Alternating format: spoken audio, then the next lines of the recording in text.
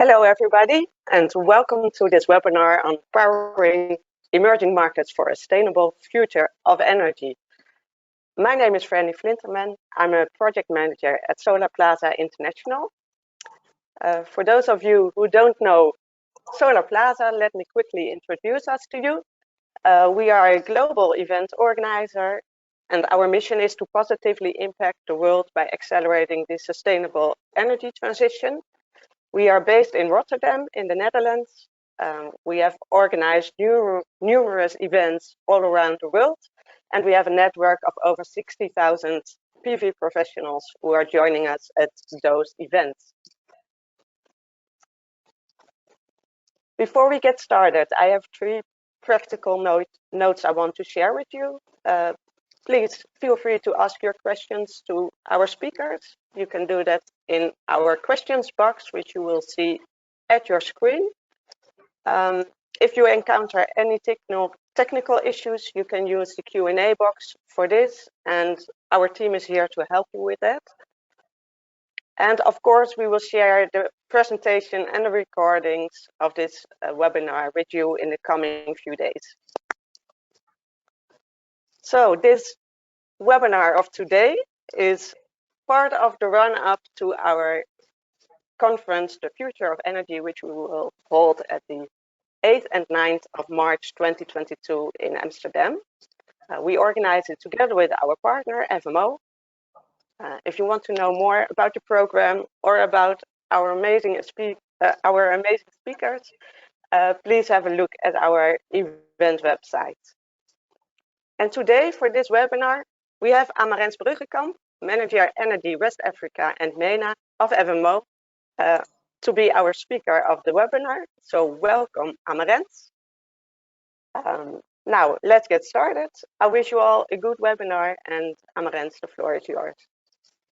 Thank you so much, Franny, and good morning, good afternoon, and good evening to all of you.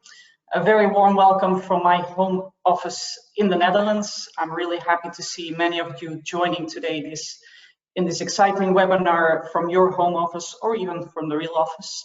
As FMO, we're very happy to welcome you at this webinar and to be organizing this together with Solarplaza, as well as the event in March next year that Franny referred to.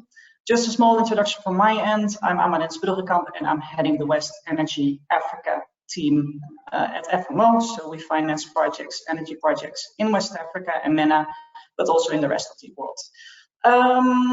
For the next hour, we will be discussing the future of energy in emerging markets. And we have a great lineup of distinguished speakers. So if we can go to the slide of the agenda. Yes, thank you so much. So this will be the agenda for today. So today we will focus the first half hour on 3 presentations that we will have. It will take around half an hour, and the second half an hour we will have a Q&A. So please, for the Q&A, do make sure you send in your questions. So as a first speaker, we'll have Benjamin Attia. Can I have the next slide, please? He's a research analyst for Wood Mackenzie, and he will talk about the trends he sees in the energy landscape. Second of all, we will have Juan Esteban Hernandez. He's head of project development in Latin America for MPC Energy Solutions, and he will talk from experience as a project developer. And last but not least, we will have Andreas Kramer from TEG. He's the Director of Infrastructure and Energy, and he can give a great insight and experience from a financing perspective. But before we get started, we would like to also get your views a little bit across. So we have a small poll for you. And the quick poll is, what are your visions on the future energy mix of 2050? And you're able to select multiple answers. So please select the one that you feel that apply. And unfortunately, the organizers and the panelists don't vote. So please go ahead. Do you think the energy mix in 2050 will be 100% renewable? Do you think the mix will still contain renewable and fossil fuels? Do you think it will be a strong combination of wind, solar, and supporting systems for the base load, such as storage or other solutions? Or do you really think that hydrogen will become a dominant technology in the mix? So curious to hear your answers, and let's have a look at what we feel. So interesting. Well, I think interesting. It's 93% really voted for the third option, and I think it's going to be then a combination of wind, solar, storage, and I guess also a little bit of fossil fuels still. Only 20% think that the energy generation mix will be 100% renewable, and we also feel that hydrogen will become a dominant technology in the mix, although that's only 26%. So very interesting to hear your views. So we will start this webinar now, and I think the first speaker of the day, Benjamin Attia, can give a great presentation and maybe some answers to the questions. So we're very happy to have you here, and Benjamin, the floor is yours. Thank you. Thank you, Amaraz. Appreciate the introduction. As everyone said before, my name is Benjamin Attia. I'm a senior researcher at Wood Mackenzie, which is a global energy research and consulting firm that works across the energy value chain. I sit in our energy transition practice, and I lead our coverage of power in emerging markets. I also spent about 5.5 years before that leading our coverage of solar demand in Africa and in the Middle East as well. Let me just make sure I can control our slides here. There we go. So I'm going to try to be quick here, and while the slides are coming up, I also just want to put out a bit of a blanket caveat as well, which is that speaking about emerging markets in general is a bit of a risky bet. It's a bit of a risky gamble. It's very hard to sort of make these broad generalizations and ignore some of the market nuance, but I've been given 10 minutes. So I'm going to do my best to kind of highlight some major trends, and I hope that we get into some more nuance in the Q&A. Looks like I need to go back just one here. But what we do at WoodMac is we do a lot of demand forecasting for future energy generation mixes and the uptake of new technologies. So what we've done is taken a look at what we call our base case view or our energy transition outlook. And then we have a accelerated energy transition outlook that aims for a 2-degree warming world and a 1.5-degree warming world. And in all of those cases, except for one of our scenarios, we see emerging market power demand effectively doubling by 2050. And something that's important to keep in mind is that in emerging markets, typically we see new power generation additions as additive and not substitutionary. So while we see in Europe and in the US and in other sort of advanced electricity markets where demand growth is relatively stagnant and the generation mix is primarily fossil fuels and typically an older fleet, the uptake of new renewable power typically displaces old coal, sends it to early retirement, prevents the construction of new gas plants and things of that nature. Whereas in emerging markets, because power demand is so high and growing so rapidly, and it will grow even more rapidly in future scenarios as well, or more aggressive future scenarios, I should say. As a result of that, we see the addition of new power generation capacity as not to sort of keep total demand flat, but decarbonize that mix, but rather to add to that total capacity. We don't see a whole lot of retirements of older plants coming from the uptake of renewables. That being said, in some of these emerging regions, again, broad sweeping brush here, our base case view shows renewables at about 21 to 34% of the generation mix in these emerging markets based on our base case view. You can see that's a little bit higher in India and a little bit lower in Southeast Asia and the Middle East. One of the things that we need to think about when it comes to the future generation mix is what the sort of stated policies or sort of the existing trajectory of some of these technologies looks like, and how there's some caps to how much renewables we can really see on the grid in the way things are going now, based on the state of the grid, the transparency or fiscal position of the incumbent utility, and some important questions like that. So while in our accelerated transition scenarios, we see much higher uptake of renewables, we sort of see these capping out a little bit, in part due to the rest of the utility network. Alongside that, we do see that today, the uptake of renewables, particularly solar and wind, is relatively sort of small portion in emerging markets as opposed to the global total. So in solar, we're having our slides skip around a little bit. In solar, we see that our 2030 expectation for demand coming from another sort of group of emerging markets is about 20%, and it's almost identical in the share of wind power as well. We expect that today, it's about 12% in solar and about 6.5 or 7% in wind. And by 2030, that will rise to about 20% in both. But demand is still primarily driven today and in the medium term by sort of Asian markets, European markets, and markets in the US and Canada. And that's true for both segments. Seeing a bit of a slide delay here. That's all right. And like I said, one of the main reasons here is sort of that utility background and that incumbency that comes. And in sub-Saharan Africa, for instance, we see that state utilities very rarely recover their costs.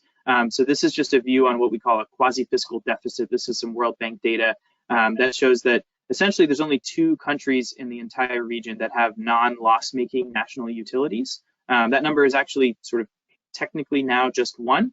But in fact, we've seen that the vast majority of the utilities sort of have a deficit that can be more than 100% of the cash collected on revenue from the tariffs of electricity that they actually sell. And as a share of total costs, that number can get to be pretty severe. In fact, we'd like to see, the ideal is that actually both these curves are inverted, but they actually both head in the wrong direction with a few sort of minor exceptions. The average quasi-fiscal deficit in the region a few years ago was minus $12 per kilowatt hour, meaning on average, a state utility in sub-Saharan Africa on average loses $12 per kilowatt hour, not makes, but loses. And that actually can range as high as $49 per kilowatt hour of loss, which makes it very difficult for these state utilities to expand and improve their existing distribution and transmission networks, and also makes it very difficult for them to be counterparties to PPAs for independent power producers, which I'm sure we'll hear about from Juan Esteban as well. In India, just to take another quick look there, it's only slightly better. So the DISCOM landscape, it looks pretty poor as well overall. There have been some power sector reforms through the UDAI scheme, which have helped marginally, but most DISCOMs still face these revenue gaps. And in fact, that's the sort of counterparty risk that comes from state DISCOMs is pretty significant. So what we're seeing overall is that, capital finds the path of least resistance, and we're seeing that happen in emerging markets power as well. So even in single buyer markets where you have a sort of constrained public utility, we're increasingly seeing that sort of investment capital and development interests sidestepping those public utilities that make poor off-takers and favoring the end users over bulk power sales. So in the industrial segment, in the commercial segment, and even in the residential segment, we're seeing a lot of investor and capital activity sort of going directly to those sources of demand. And that could look like, mines uptaking renewables, which I'll talk about in just a minute. The C&I solar landscape is another great example where we've seen increased demand expectations as well as corporate level investment. And then even in the energy access segment where we're talking about mini grids and solar home systems, this is another key example where we're seeing investment directly into companies that are deploying these solutions that sort of cut the state utility out of the picture. And that has a lot of long-term implications for the power sector in emerging markets, which I'm sure we'll get to in the Q&A. But if we look briefly at the landscape for mines, we actually expect globally that about 40% of all mines in 2025 will be buying renewables. This is mostly, a cost reduction play for off-grid mines and also for grid-connected mines, but there are some sort of emissions or ESG requirements there as well. And then in markets like South Africa, where there is grid connections for those mines, but the power is relatively costly and unreliable, there's also a sort of captive generation play for miners as well. But because of the sort of ESG pressures from both sides, as well as the sort of cost savings that come and the reliability savings that captive renewables can bring, miners are a really key industrial segment for sort of captive renewable procurement. And this is especially true in markets where the existing grid situation poses a significant threat to their business.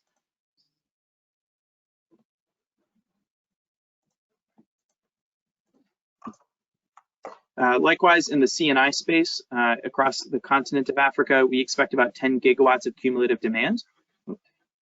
About 10 gigawatts of cumulative demand to be installed by 2025 as well. Most of this is occurring in South Africa, and our expectations actually recently have risen again as a result of the NERSA licensing change that will allow procurements behind the meter up to 100 megawatts at one time. If you guys can just help me keep the slides going, it looks like they're jumping around quite a bit. That would be very helpful. Thank you. If you could just go back to slide 9, that would be great. And it's about a 10 gigawatt cumulative market by 2025. And increasingly in markets like Nigeria, Kenya, and Ghana, we actually see this as a diesel displacement play.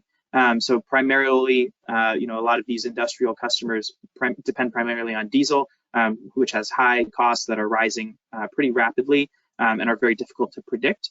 So hybridizing, even 40 to 60% of that power through solar, and then eventually adding batteries as they go down and diesel goes up in cost, is kind of also a no-brainer for commercial and industrial generation. And in some of these markets, Nigeria is a great example. I mean, we see that there's about 12.5 gigawatts of capacity installed on the grid. Less than 4 gigawatts of that is operational for a country of over 200 million people. So obviously there's a huge grid sort of gap there. And about 40 to 60 gigawatts of distributed diesel capacity is estimated to exist in Nigeria, which essentially powers the entire economy. So the value proposition for C&I solar against that diesel generation that's incumbent, we see cost savings in the 15 to 45% range across the country, depending on the use case and the load curves. So the value proposition for C&I solar and the addressable market is simply enormous. And then lastly, if we take a look at the distributed solar segment off the grid for residential customers, Wood Mackenzie has a pretty differentiated database where we track deal volumes for corporate level investment into companies in the energy access space. And what we've seen is a very significant trend of growth where annual investment crossed over $550 million in 2019. As a result of COVID, we did see sort of a very big slowdown in the middle of 2020. That picked up a good bit in Q4 to end the year about 12% down year on year. But what we've increasingly seen also is that top-down capital is increasingly preferring this portfolio hedged risk rather than looking in direct corporate level investments. The market is grossly underinvested, but it's not for lack of capital, it's for lack of sort of bankable opportunities and the rapidness to scale. But what we've seen is that there's been a significant amount of strategic investment into this market as well, where we've seen large oil and gas majors, European utilities, some renewable OEMs and other sort of strategic players, Japanese trading houses as well, making direct investments at the corporate level into companies deploying mini grids and solar home systems as a way to attract new utility customers, as opposed to perhaps Shell's strategy in the UK, which was to buy first utility at a very high premium. So there's a sort of a play here to go to customers where the incumbent utility is not really a source of competition.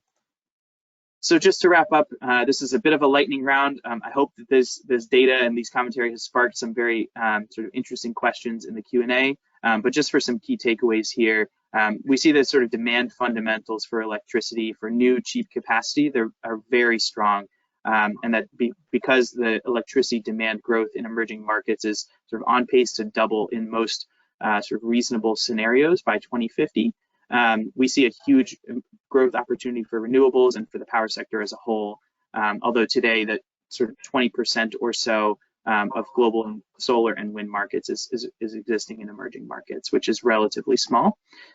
These constrained single buyer state utilities sort of are one of the major bottlenecks to large-scale solar and wind development in these countries.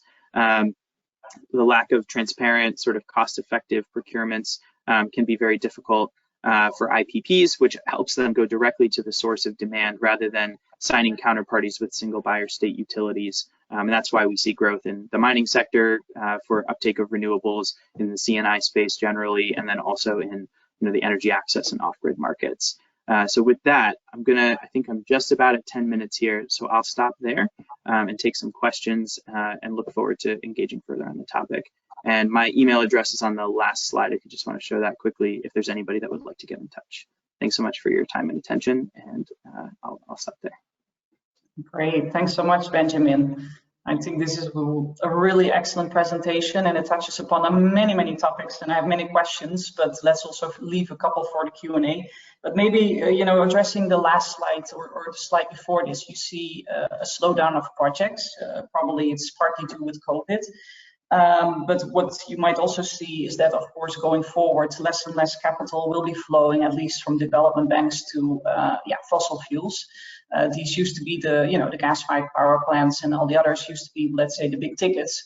But going forward, of course, solar, CNI, these are much smaller tickets. So in terms of increasing energy access and developing projects, do you see a shift there in the market, and will it affect the market, or do you think there's enough alternative capital going on? How do you see that? Yeah, that's a great question. Yeah, we have seen a recent sort of wave of essentially bans on financing fossil fuel projects from Western development banks. And I think obviously from a climate perspective, that's a good thing. I think from a sort of, if you really look into it a little bit, though, you can see that there's really no climate impact from having some additional gas plants in markets that are sort of very starved for energy access, especially while the financing coming from these DFIs, still flows to domestic plants in their own countries for gas. So there's a bit of an inequity there for sure. But we have seen actually the DFI segment has propped up the energy access market for years, and that's been increasingly true through COVID, where private capital has been a bit more reticent to invest in particularly at the corporate level, into solar home systems and mini grids. DFI money has taken a much larger share of that total so far in 2021. So I think what we've seen is that there's a huge potential opportunity for investing in renewables, but what's really kind of continued to happen is that there's been a lot of focus on the generation side and very little on utilities, transmission and distribution, and sort of the enabling environment that would allow more IPPs on the private sector side to invest in renewables. So you sort of leave DFIs to invest in IPPs because the risk from the counterparty is so high. Whereas if DFIs can also start to invest in utility, technical assistance, and transmission and distribution at a large scale, rather than only generation, private sector money will be much more excited and interested in investing in generation, whereas getting private sector companies to invest in utility concessions or T&D projects is much more difficult. In fact, there's a piece of work I'm doing at the moment on T&D in Africa, which actually shows that private deals with private participation across the continent of Africa that have involved DFI money for transmission and distribution is less than 0.001% of the total deal volume of DFI investments in energy projects globally. So it's essentially zero. So thinking about where that sort of risk averse or sort of risk tolerant capital can really go a long way, versus where you can see private sector investors and IPPs that are quite comfortable building generation projects if some of those counterparty risks can be mitigated. Absolutely, no, great point you're making there. Thanks, Benjamin. And I think it also, raises a lot of things, hopefully for Andreas to answer as a DFI. Yes. So I leave it up to him. So thanks Absolutely. For that. We're moving on to the second speaker of today, Juan Esteban Hernandez, to give a bit more flavor from a developer perspective and some real online experience and live experience. So thanks so much for joining, and the floor is yours. Thank you, Marins. Hi, everyone. Good morning and good afternoon. My name is Juan Esteban Hernandez. I'm head of project development for MPC Capital. I have worked more than 12 years in project development in Latin America in general, going from Peru, Chile, and also evaluating and assessing projects in Panama and Guatemala. And now I'm based in Colombia since a few years ago. So let me tell you a little bit of what we're doing of MPC Energy Solutions. MPC Energy Solutions, it's an APP.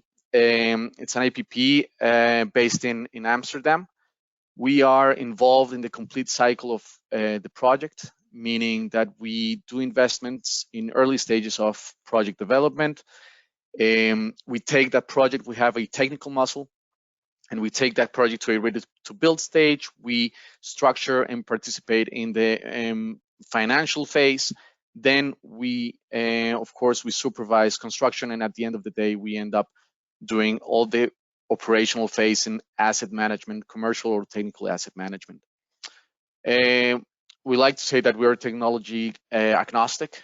We go through all the technologies and we evaluate and see each opportunity individually based on the location, based on the size, and based on the technology that is being presented to us.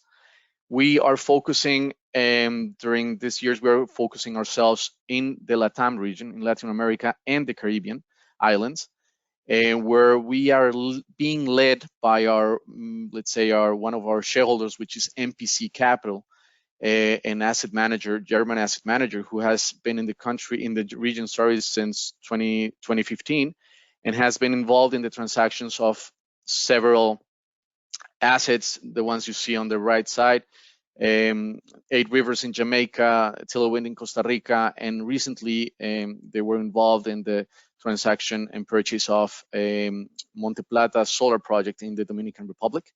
So although we're a very new company and a new IPP in the region, we're given MPC's capital experience, we can say that we have a lot of experience in the region. We actually had our IPO in January this year in the stock exchange of Oslo, where our main shareholders are financial institutions, pension funds, Scandinavian pension funds.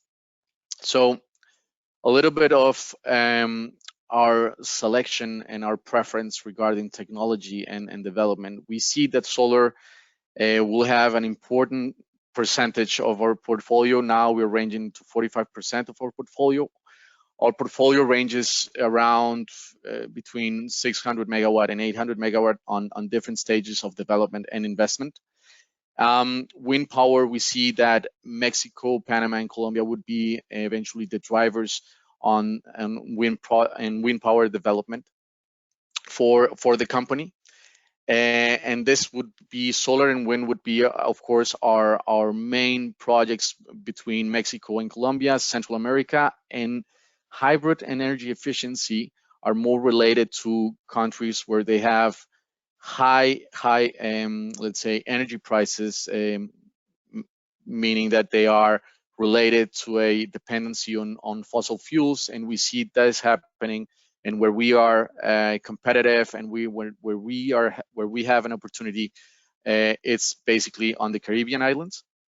So we see that we will have, and we're engaging currently in projects that are being assessed currently to be purchased from third parties in the Caribbean region. This is a small map where we are located and where we have activities, or we either are doing greenfield development or are assessing and evaluating projects from third parties. I think that it is important for us when we decide where to go. There are some, of course, we have a checklist, and we would like to all that checklist to be correct and achieved. But I think that, and this is something that Benjamin was saying previously, in emerging markets such as the ones we are getting into and that we come into, the bankability of the off-taker it's basically our main key parameter that we look at and that we see. And although the country may have a small energy sector, may have a not so strong regulatory framework, let's say, if the off-taker is bankable, we are there, right? And so it's a mix of things that we like to look into when we decide to go into the country. For example, in El Salvador, we have 2 PPAs, long-term PPAs signed with AES, the American company, which both projects are being start actually construction this month and the next month in December. And in Jamaica, we are doing greenfield projects, and we also see that here you have the utility, governmental owned, which is promoting renewables and which is actually very dynamic and regarding the next tender that will occur hopefully next year. So we have a project there.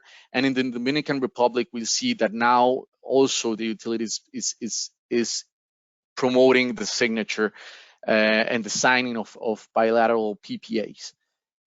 So these are very small markets, but we see that the country's commitments for emission reduction of CO2 well, it moves forward and pushes the signing of PPAs, and this is what we actually are looking for.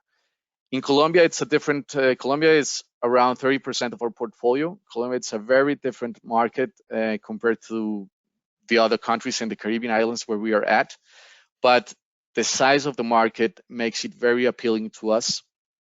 And we are here. Our strategy is that we look forward for bilateral PPAs with private companies and private off-takers, not necessarily end users, but at the end of the day, energy traders with a bankable end users on the other side makes it very appealing to us. So we actually have signed in January this year a long-term PPA with the first private renewable energy tender that occurred at the beginning of this year, and we are starting construction with this project. So it is a mixture of things that we want to look when we go into the countries, not necessarily the regulatory framework, not necessarily the strength of the government, but actually we see each opportunity as individually, and I think that's most of the things that we analyze when we enter a country. Just to give you a glimpse of what we're doing regarding project development.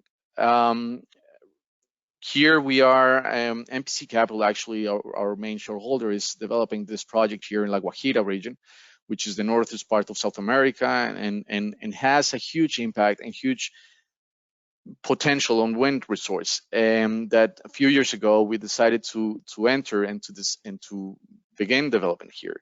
As you see on the right side image, we have the trade winds, which offer a lot of benefits and have a lot of features that increase the capacity factor of wind.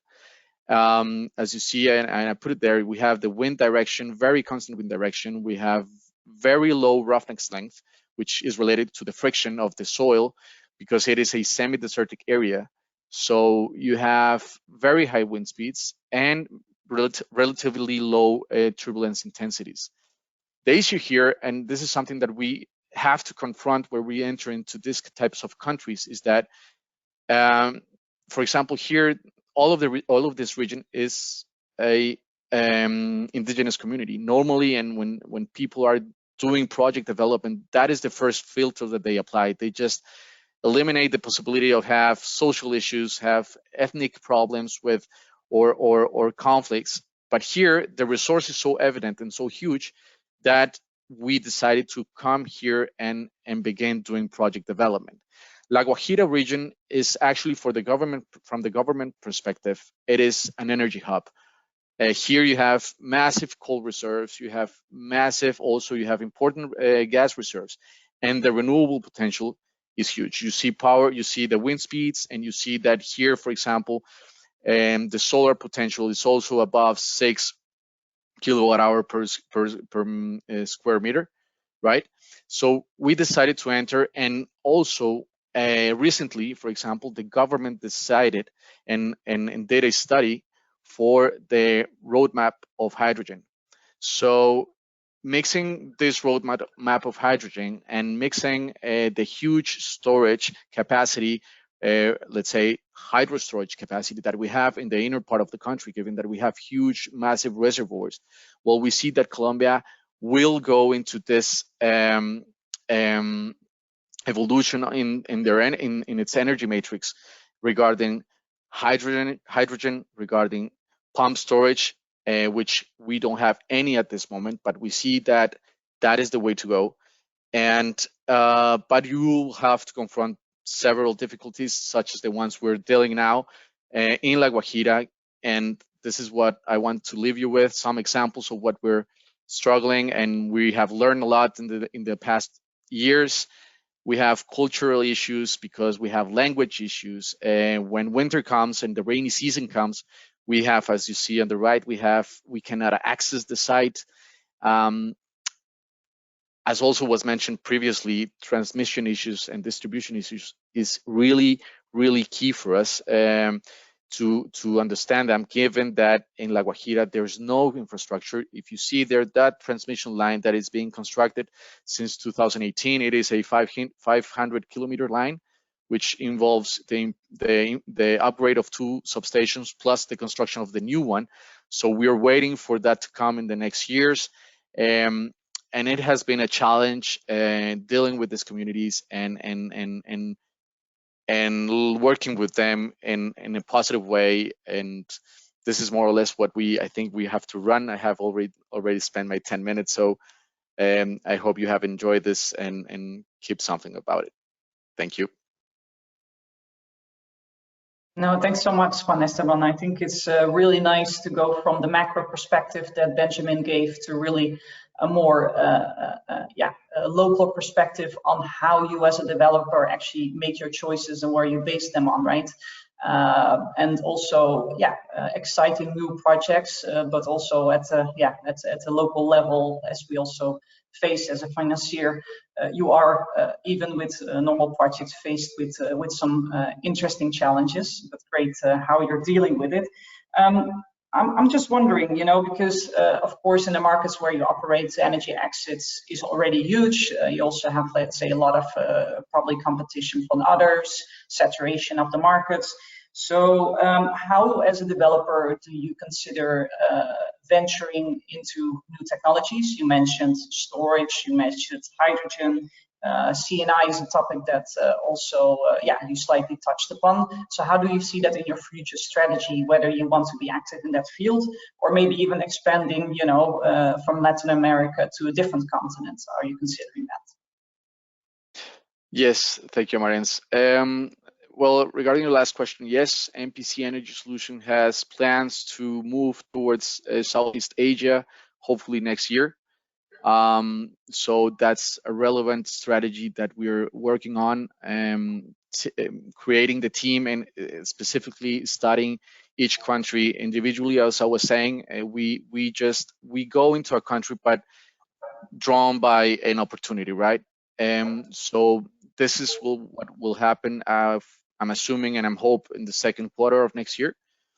And how do we enter and what we look for? Normally, as I was mentioning, hybrid solutions and hybrid projects, we are doing this based on third-party projects, meaning that we are evaluating. Currently, we're carrying out 5 due diligence processes for the acquisition of hybrid projects, and exactly at the moment, and CHP projects and solar projects, but mainly in the Caribbean. And what we look for is that the project has to have a certainty regarding its energy commercialization, meaning either a PPA, and we're open to merchant exposure as well. But if we're open to merchant exposure, then we will need eventually to have a very strong energy market there. So it will depend on what the opportunity brings to us. What is the opportunity? What is the advantage here? And what we see is that we're missing bankable projects, or we're missing really projects that are completely well defined and completely integral in that sense. That because the money is there, but the seriousness of the promoter, the seriousness of the odd taker, it is an issue.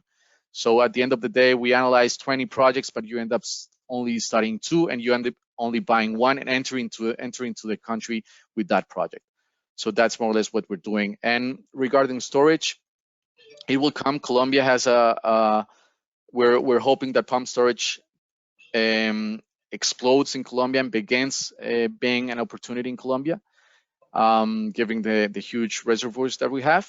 And in the Caribbean, we hope to have our first energy storage system next year. Great, exciting. Well, thanks so much. Let's move on to the last speaker of today.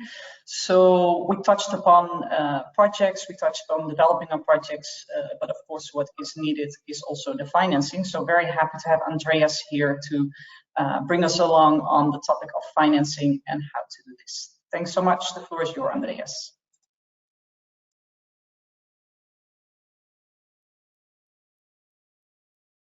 Turn on the microphone and also turn on my video camera. Thank you, Amaranth. I think that was very interesting to hear those two perspectives, trying to combine those two perspectives a little bit from a financing point of view.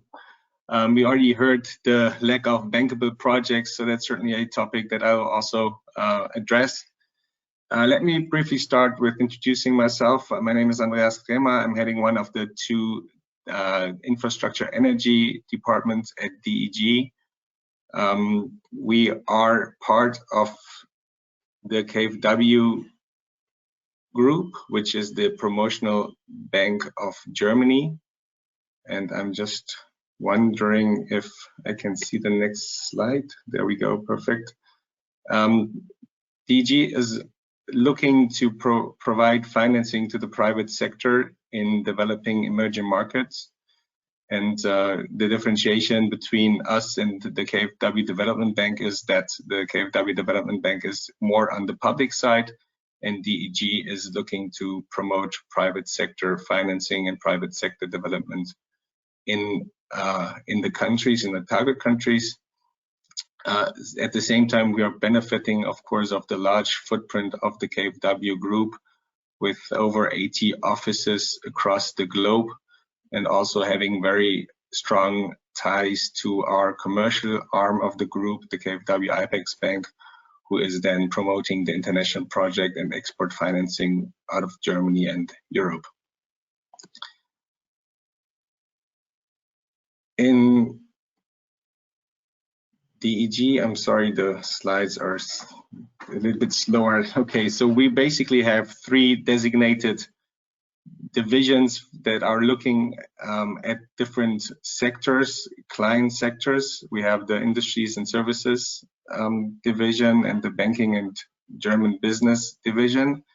And on the infrastructure energy side, we have three designated departments that are looking to support our clients in the respective target markets, two designated debt departments and a global equity, infrastructure and energy department. We are basically able to do everything as long as it is long-term. So we are looking for relationships and projects where we can provide long-term financing to the, just a question, can I move with to the next slide, or who is doing the next? Okay, thank you. So next slide, please. Okay, so let me jump right into a couple of things that the colleagues were mentioning before, key challenges in managing a diversified energy portfolio. So let me start with a very good observation. During the COVID crisis over the last 18 months, we really did not face any significant difficulties in terms of projects going into default on the energy side. So good news is that despite the challenging markets and the crisis that we all have been facing, the availability or the possibility to keep our portfolio in good order with some flexibility together with the governments and also with the equity sponsors was possible, so that we are seeing that risks are really manageable in the overall energy portfolio, even though we are facing crisis. Looking a little bit into the future, what is the main challenge? The main challenge is that everybody on the globe is really looking to promote more renewable projects. So it's fair to say that the most crowded trade currently is looking for bankable utility scale renewable projects. And the challenge is that there's only a limited number of those bankable projects. So on the one hand, this is certainly good for the tariffs because they are coming down. At the same time, we also feel that there is a race to the bottom because of the combination of the lack of bankable projects and the money that is readily available for all those projects. The risk balance is getting out of sync a little bit, and the acceptation of risks and risk sharing between governments or off-takers, the equity provider and the long-term senior debt provider is not as good as it was. And that also leads to a situation that private sector participants are getting crowded out of the trade because the risk reward that also the equity provider, but also the private sector financier is looking for is not as it should be. We also are facing a situation that the grid capacity is not really supportive enough to absorb the massive scale up of renewable energy. So there is certainly the requirement in order to cope with the significant increase of renewable projects that in order to manage intermittencies, we have to increase the backbone of the grids. Also, a topic that we have addressed previously is that it won't be as simple as everyone is hoping, also coming out of the COP26 discussions, that from now until tomorrow, we can simply turn off all thermal power plants and don't continue to finance also gas power plants. We clearly feel that, especially in the target markets that we are in, there is a very good reason also in terms of access to energy to continue to finance gas projects as a transition technology. And another topic that is clearly underestimated in our countries is that the time of project implementation is extremely long. So even though there is willingness to promote renewable energy, the realistic view is that development phases and the planning takes many years, and that is also true for new technologies like battery storage or the topic of green hydrogen. So next slide, please.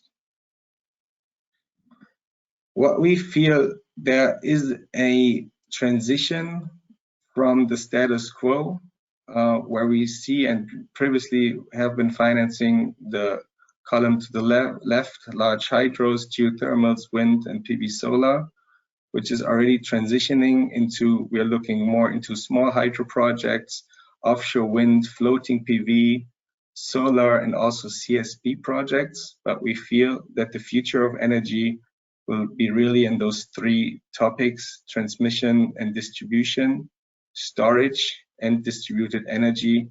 All of those things the colleagues before already mentioned. There will be the necessity that those projects will be bankable from a private sector point of view. At the same time, we feel that there is also a huge demand to continue to finance utility scale IPPs, both on the renewable side, but also to a certain extent on the thermal/gas side. Next slide, please. I want to show a couple of projects from the last years where DEG was part of. And Andreas, maybe sorry to interrupt, because we only have 15 minutes for the Q&A, so maybe you can wrap it up quickly and then we go to the Q&A. Thanks. Perfect, happy to do so. And I wanted just to mention those three examples because they show, one, that we're able to go into very difficult markets like Cambodia, and that is of course the DNA of the DFIs. The next project example shows another huge urgency to provide local currency in markets where we're active in. So there's also this link between local currency tariffs and hard currency financing. And the last example shows a project that DEG is also part of, where we are financing new technology, which is concentrated solar power. With that, I will stop. Thank you, Marins. Great, thanks so much, Andreas, and great to have your perspective from a finance perspective. So as you noted, you had this nice overview of the current situation and the future situation. So currently, of course, a lot of wind and solar and you know, what are now almost considered the traditional projects. So looking at the future of energy, how comfortable are you already in financing all these different kind of projects? And are there already projects or things where you say we're not willing or able yet to finance these? Because we know as bankers, we always tend to be a bit on the conservative side, especially when it's new technology. So how do you deal with that, Andreas? No, that is true. So we are able to provide different types of financings to the project, either senior debt, but for the more riskier part, we would also be willing to partner up with funds and provide equity into those transactions. So there are certainly already investments also with fund partners on the renewable space or the energy space that are investing in new technologies. And then eventually we feel that those technologies will also be bankable from a debt side. On the green hydrogen side, for example, we are also financing feasibility studies because we feel that there needs to be a lot of development and research and bringing those technologies to the market, and that's certainly something that will happen in the medium term. But there are certain elements that DG or KfW is able to provide in order to do some support in terms of making those projects bankable. Great, yeah, very interesting. Thanks, Andreas. So I would like to open up the panel for a broader discussion and some Q&A. So I already saw some questions coming in. Let me just first start maybe with looking at the general energy mix. So what we see also right now, and maybe if the other speakers can turn on their cameras as well, and we can stop with the slide sharing so we have a nice overview. Great, thanks. What we see as a development right now also is that we're confronted with higher steel prices, higher panel prices, transport costs, everything is almost doubling. We also see some disruption in terms of supply chain issues in China. So, Benjamin, how do you think these factors will influence the nice graphs that you have been presenting? Will it be short-term effects, medium, long-term, or no effect at all? Yeah, I think the short answer is that we expect the spike in steel and polysilicon prices to last at least until Q2 next year, potentially a little bit longer, particularly for the polysilicon market. I think that it's relatively speaking, it's a bump in the road for the solar market, but I do think that we'll probably see some project delays, and particularly in markets where margins are quite thin. And to Andreas's point, that there's in some places a bit of a race to the bottom. We may see some projects delayed so that margin is preserved. There's a bit of a risk right now to all of the new projects that were signed in South Africa recently in bid window 5 in the REAP program.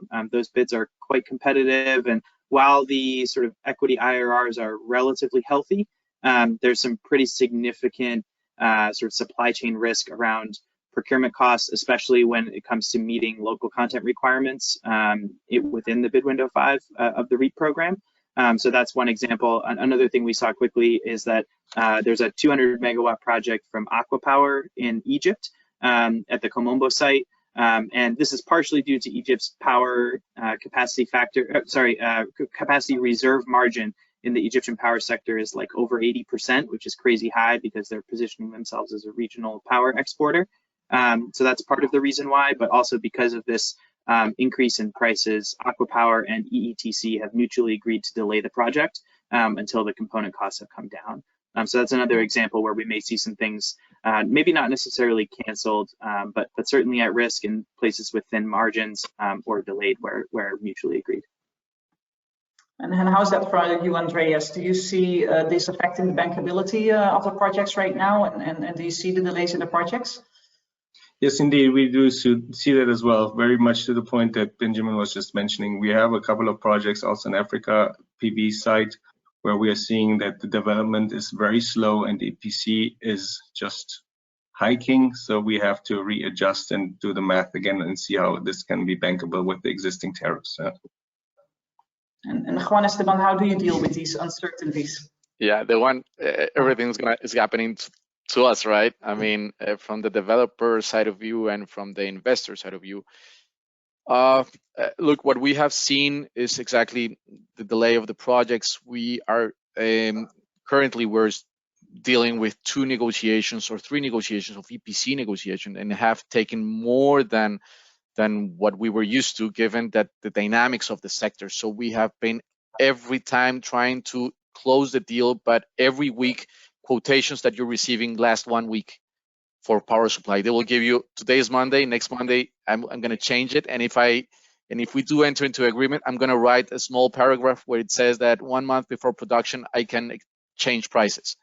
So we see a lot of uncertainty, and I think that this had to do, Colombia had an energy auction in October for projects that had to come online in 2023, and I think that this had an impact. The market situation had an impact on prices. And let's say the last auction was in 2019, so that you understand, prices were mainly $25 per megawatt hour in 2019, and now we closed an average price of $39. So it increased. So it has another things to do. I mean, the COD date and everything, but this market, I mean, the auction was in October, where everything was exploding. So what we see is that we're having the difficulties on signing agreements, difficulties and uncertainty regarding the PV suppliers, given their situation, to maintain the quotations for more than 1 or 2 weeks. And of course, logistics costs have increased the capex more or less in between PV panel supply and logistics costs. We are talking about an increase in EPC cost above 10%. So, and you have on the other side, you already have PPA signed. So, I mean, these guys know what we're talking about, in the sense that we're trying to struggle with the banks. We're changing EPC, for example, companies, given the dynamics. So it has been really very, very dynamic months in the past 3 months. Somebody has to eat it, or you kick the can down the road, right? Those are your choices. Basically. Yeah. And I see a lot of nice questions coming in. So storage, a topic that I really like. So a question for you, Juan Esteban. Do you consider storage to be the only most viable as an add-on for island grids in LATAM? Or are those just the easiest business cases right now? Steve Zissou was asking. I mean, can you repeat the question, please? So do you consider storage to be the only / most viable option as an add-on for island grids? Or are these just the easiest business cases for now? I think that storage will play a role. In Colombia, we already had an auction for big storage, big utility storage size. Again, it will depend on the country. It will depend on the region. We see that storage will play a role, definitely. But not necessarily battery storage. As I was saying, pump storage, if you have the topography, if you have already the reservoirs, that's your battery.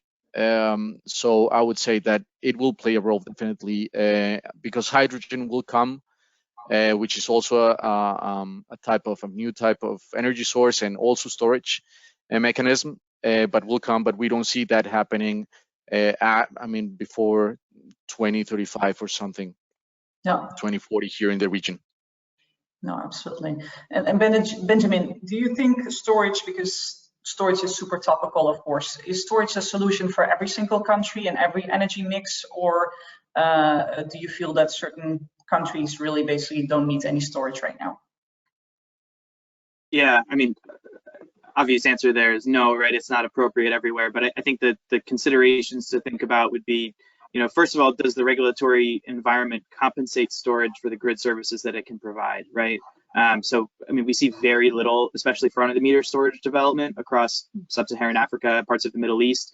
And it's because there's really no compensation mechanism for the value stack of ancillary services and grid services. So there's, the large ESCOM procurement. That's a bit of a special case, but outside of that, it's mostly sort of MCC and USTDA funded projects that are kind of mostly pretty early stage.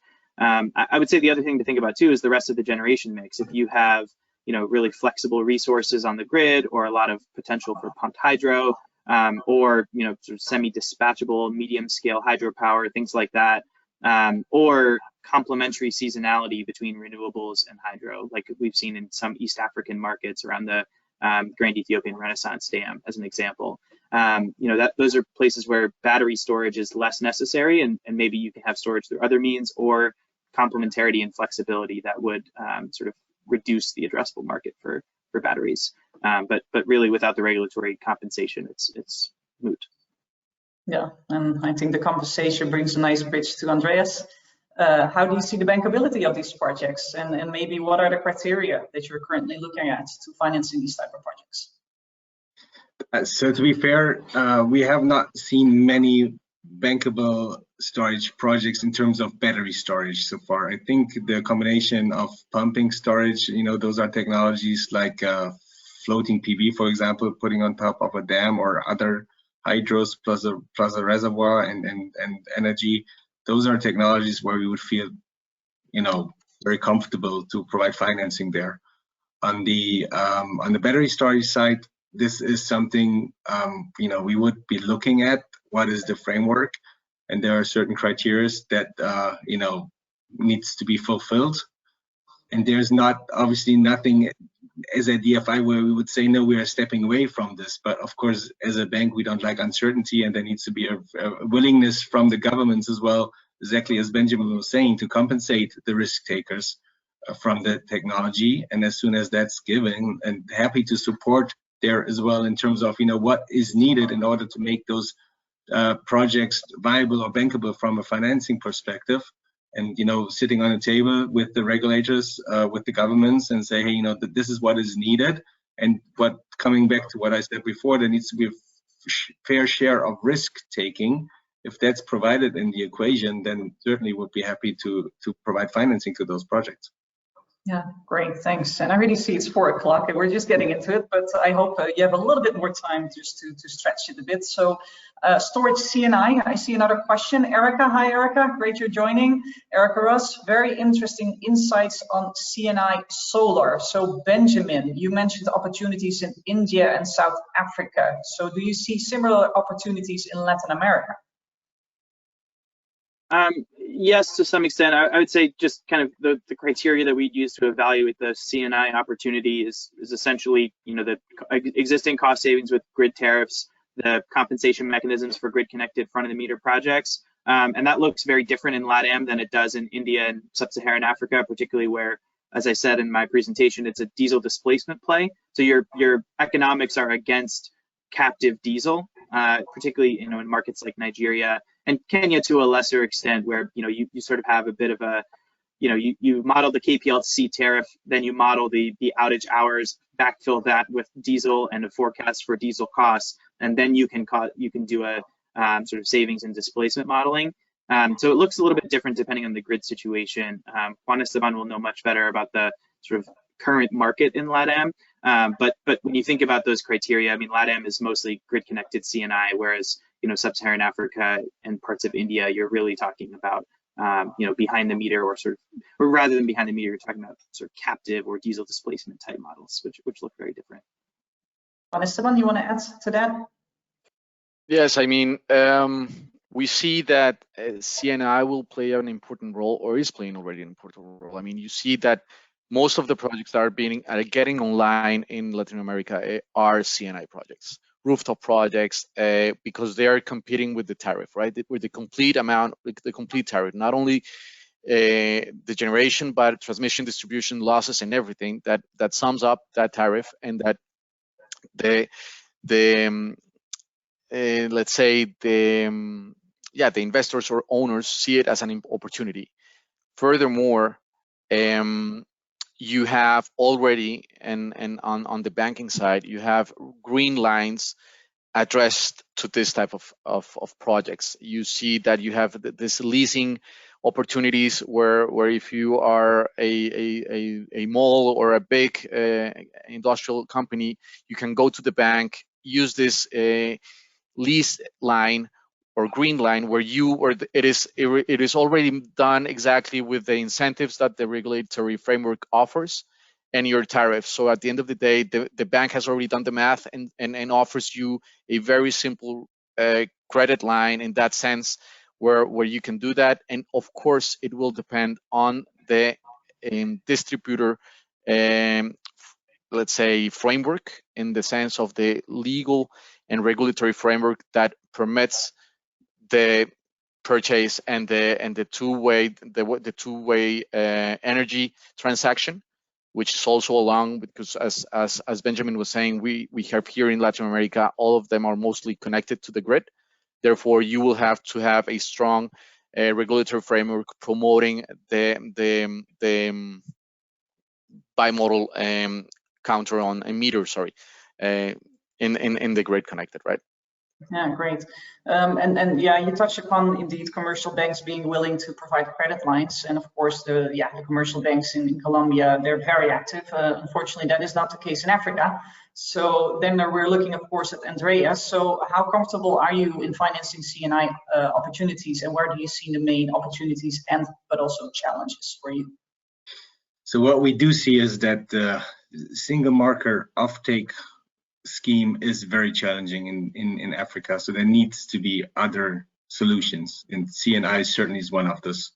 And I mean, there's also opportunities in the real off-grid, as was mentioned before, like mining. So that's certainly something where we feel, having a long-term sustainable off-taker who's credible enough, those are opportunities where we do feel comfortable. But the challenge, again, is similar to other markets, is to really have a portfolio of a large enough number to have C&I off-takers, because in the end, I mean, we are looking, in order to make this feasible, we need to have some kind of long-term off-take contracts with a high enough granularity in order to really diversify the risk. And, if that's giving, again, happy to do this. That's certainly a challenge that we do see in Africa right now. Great, yeah, and maybe like C&I is great, but we also see the impact basically on the traditional energy sector, and the impact it has. What Benjamin pointed out to, like circumventing state utilities, and state utilities are already not in a great state of play. So this will only exacerbate the problem. So Benjamin, do you have a solution for the state utilities? Because if these are not functioning, then in the end, the PPAs are not working, and the sector will potentially be affected. So how do you see that? Yeah, it's a big question right now, and there's no sort of obvious solution. I would say maybe Kenya Power is a good but imperfect example. There's a lot of nuance to what's happening with Kenya Power right now that we won't have time to cover, but I mean, one thing for them to think about is that, I mean, they have, I think it's 54% of Kenya Power's revenues in 2020 came from their high energy users group, which is about 730 companies, or 730 off-takers. So this is a very high concentration of revenue in a very small number of consumers. And the C&I market in Kenya is about 50, maybe about 60 megawatts right now, which is not a whole lot. But if you think about the sort of share of uptake or the diffusion among those users, this is a very serious sort of sensitivity or serious risk for KPLC's revenues, which have eroded for a whole bunch of reasons, for signing some take and pay IPP agreements and the last mile electrification program and a few other things that I don't want to gloss over. But it's not just because of C&I, but this is a pretty serious risk to KPLC's revenues. And what KPLC has decided to do now is actually sort of subcontract C&I developers to build projects owned by Kenya Power. So getting into the C&I market themselves. And I think that's actually quite smart. I mean, there some issues around that and monopoly power and some competition questions and things like that. But I think if you sort of cooperate or compete, with the distributed segment as a state utility, and I think there's ways where both of those can be healthy. But if you see some of those types of risks to your revenues that are sort of heavily concentrated in one customer segment, perhaps cooperation is better than competition in a case like that. And that's not totally new either, right? We've seen a lot of utilities in Europe and in the US sort of, rather than compete with behind the meter generation, sort of enter the market themselves. But that's sort of the leading edge of that conversation at the moment. Yeah, great. Maybe last but not least topic, very topical, hydrogen. Juan Esteban, you already touched upon it a little bit. So how do you see that market developing? When do you think it's really, feasible, bankable? Is it a time frame of 5, 10 years, 1 year? How close are you to that in Latin America? Yeah, I think that we see that now countries are beginning to establish the roadmap to work on this and to establish the key activities, and maybe going into the next year into pilot projects. We see there's a transition between blue hydrogen and green hydrogen coming up. First focusing on blue hydrogen, and because now what's going on in Latin America is that we are establishing, and we are now have a very good generation sector and generation based on renewables, which we didn't have, and that is the main starting point for a green hydrogen to occur. So we will end up finalizing this stage of consolidating ourselves. This is what we see based on the renewable energy sources, and understanding the regulatory framework, and then we will pass through this process from blue hydrogen to green hydrogen, structuring the legal framework. I mean, there's nothing will happen if policies don't take place, and if governments do not apply their intentions through a complete and strict regulatory framework. So what we see is that Colombia, and this is what we are doing, because we see Colombia as a pioneer in the sense of the roadmap for hydrogen in the region, and we think that based on that, more or less, green hydrogen will be operational, and after 2030s, 2035, something like that, we will see the first projects occurring in those years. So in 10 to 15 years. Benjamin, do you see any countries that might speed up the process and go earlier, that are ahead of the game? Yeah, I mean, there's some exciting developments in Saudi Arabia and in Oman, with some really basically well-planned hydrogen hubs, particularly for ammonia export. There's a new project recently announced in Namibia, and then also there's a very large hub in the Pilbara in Australia. These types of projects, that last one is Fortescue Minerals, which is working on that one. I think the sort of individual offtake projects reaching scale is a little bit difficult for me to see in the next 5 to 7 years or something like that. I think we're really talking about towards the end of the decade. But some of the sort of larger planned hubs that have excellent renewable resource, good grid conditions, good investment environment, and some sort of heavyweight players that can help sort of enter the export markets. I think those things are a little bit more promising. I really think that we really need the cost of electrolyzers to come down, and eventually the cost of storage, particularly for projects that are going to be sort of on a captive basis, in remote regions of Namibia, Australia, and Saudi Arabia. You really, if you're going to have captive green hydrogen production, storage is going to be really necessary too, or you need to have the cost of electrolyzers low enough that you can keep them at a high enough capacity factor while just using sort of surplus renewables. So I think we're still probably 5 to 7 years away, but the sort of hubs that reach scale are what are sort of most promising, with the caution that sort of very large mega projects in emerging markets have a terrible track record. Well, I almost wanted to go to lesson learned, but let's keep that for our next session. So yeah, I'm afraid time is up, and we've already passed way past the 4 o'clock, at least here in the Netherlands, time frame. So yeah, I really would like to thank all you here, the presenters, for sharing your views. I think we got a nice peek into the future of energy, and I truly enjoyed your contributions and the Q&A. So thank you very much for your contributions. So the bad news is that we barely touched upon all the topics. We barely scratched the surface, but the good news is that as Franny alluded to, in March, we hopefully will have a 2-day event where we go more into depth on all the specific topics. So on hydrogen, on storage, on CNI, on off-grid.